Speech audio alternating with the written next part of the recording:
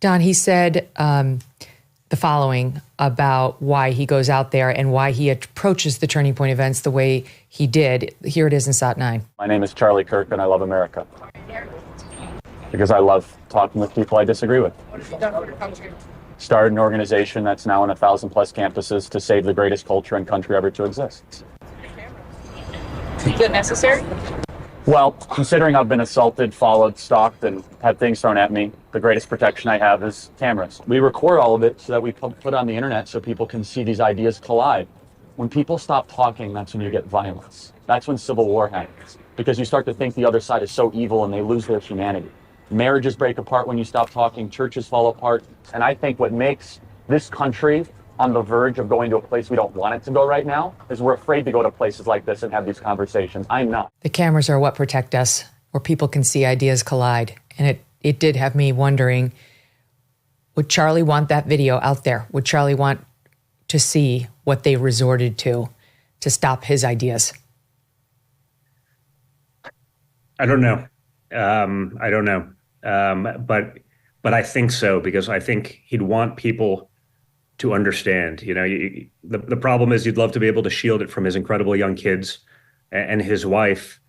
But, you know, some guys clipped it and, you know, I'm sure they're playing it with glee over on Blue Sky over and over again. I don't even want to see those machinations. But again, I think we have to understand where we are, that you could take a 31-year-old who is, again, one of the kindest people I've ever met, that just has conversations with people, a father of 2 young, incredible children, who's out there every day trying to have a conversation, and they would assassinate him in cold blood in front of thousands while he's simply trying to have a conversation, tells you everything you need to know about the left. And so, you know, it's brutal. I certainly don't want my kids seeing it, but I do think adults may have to just understand the level of where we are at and really where the left is at.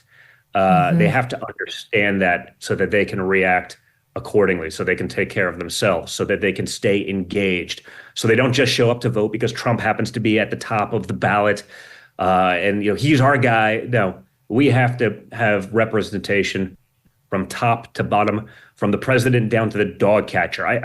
I truly hope that this instance, and I think Charlie would as well, that this just red pills even further the entire youth demographic of people who'd otherwise, you know, perhaps be indifferent or apathetic to our election process, and just understand where we are.